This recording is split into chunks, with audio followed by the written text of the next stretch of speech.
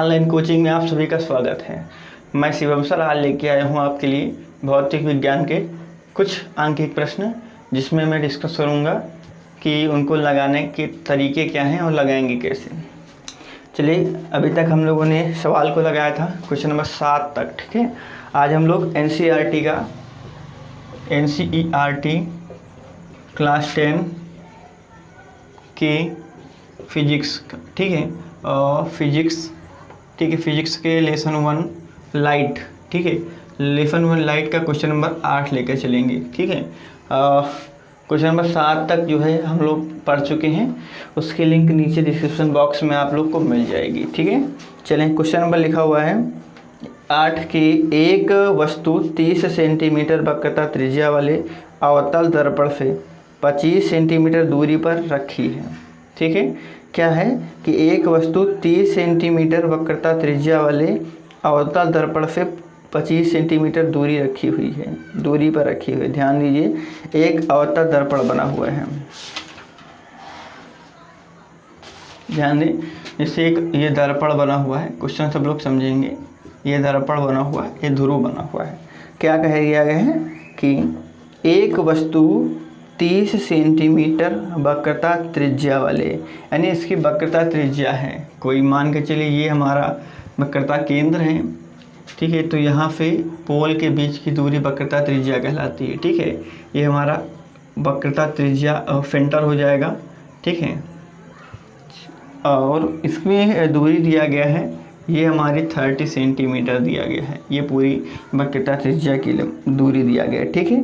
फिर अवतल दर्पण से 25 सेंटीमीटर दूरी पर एक वस्तु रखी है, यानी मान के चलिए कोई वस्तु रखी हुई है, यहाँ पर ऐसे वस्तु रखी हुई है।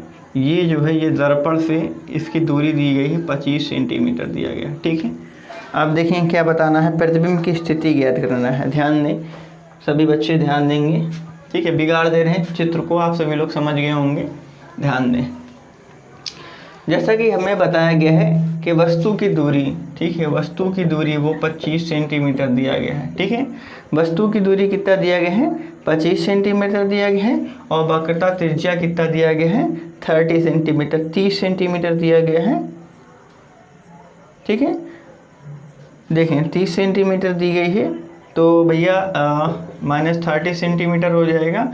अगर हम लोग यहाँ से F निकालेंगे, ठीक है, F निकालेंगे तो फोकस दूरी क्या होती है, त्रिज्या की आधी होती है, ठीक है। तो 30 बटे क्या हो जाएगा, 2 हो जाएगा।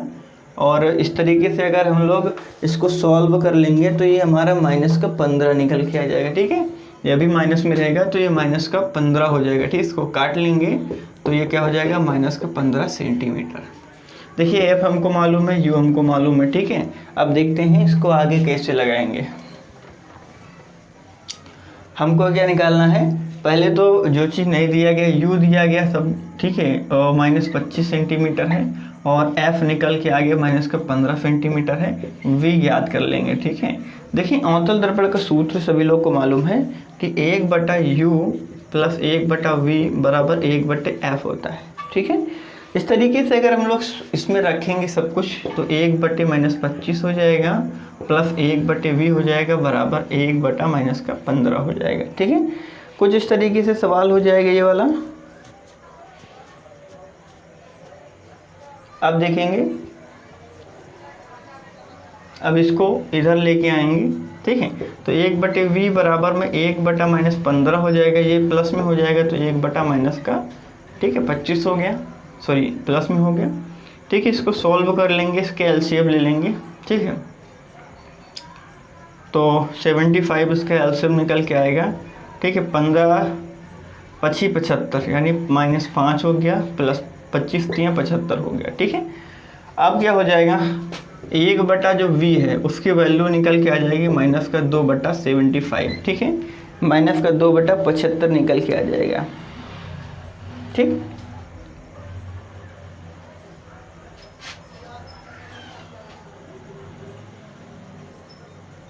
अब देखें, देन V बराबर हो जाएगा 75/2, ठीक है। माइनस में काट लेंगे, 2 एकम 2, और फिर 2 3 6 हो जाएगा, 2 होते 14, 2 पंची 10, तो v का वैल्यू कितना निकल के आ गया, -37.5 सेंटीमीटर निकल के आ गया। ठीक है, अब देखिए प्रतिबिंब की दूरी क्या है। अब देखिए वस्तु मतलब प्रतिबिंब क्या ज्ञात करना था, प्रतिबिंब की स्थिति ज्ञात करना था, यानी प्रतिबिंब कहाँ बन रहा है।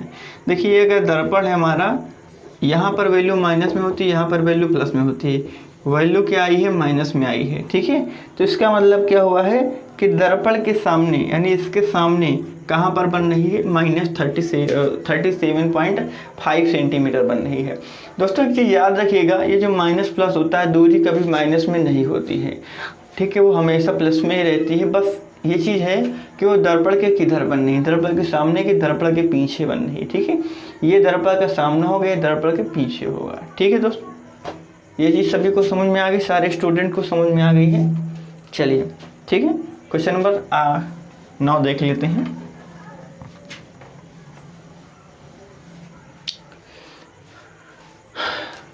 चलिए क्वेश्चन नंबर 9 देख लेते हैं।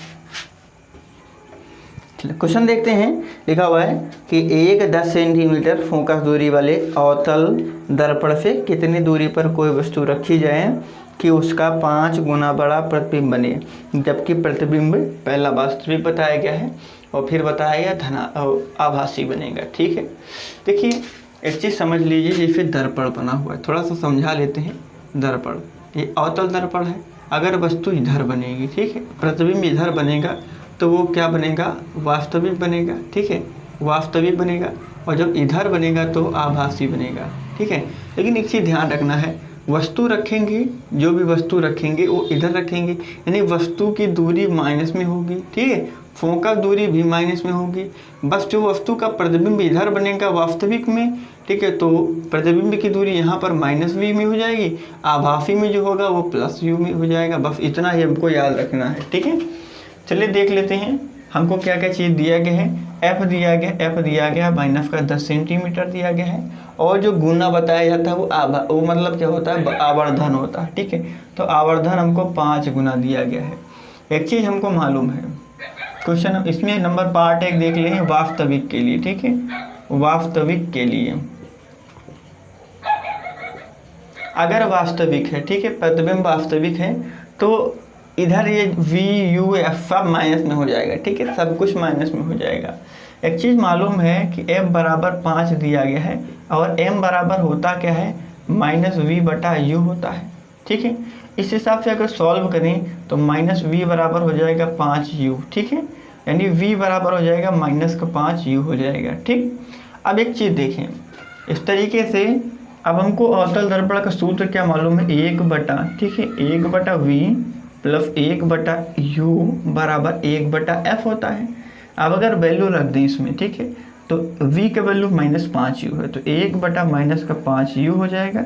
इसका वैल्यू दिया नहीं गया है, और इसका वैल्यू दिया गया 1/10 दिया गया है। ठीक है, इसको सॉल्व करने के लिए 5 से गुणा कर देंगे, ऊपर नीचे हर बराबर हो जाएगा, तो ये ऊपर हो जाएगा -1 + 5 बटे में क्या हो जाएगा, 5u हो जाएगा, बराबर 1/-10 हो जाएगा। ठीक है, ये घटेगा, 4 बचेगा, 4 यहाँ से गुणा हो जाएगा, तो 5u बराबर क्या हो जाएगा, -10 × 4 हो जाएगा। ठीक है, यानी u बराबर हो जाएगा 40/5, 5 × 40। ठीक है, u बराबर हो गया -8 सेंटीमीटर। अब एक चीज़ ध्यान दीजिए, अगर हमको वास्तविक प्रतिबिंब चाहिए, अगर वास्तविक प्रतिबिंब चाहिए तो वस्तु की जो दूरी होनी चाहिए वो -8 सेंटीमीटर होनी चाहिए।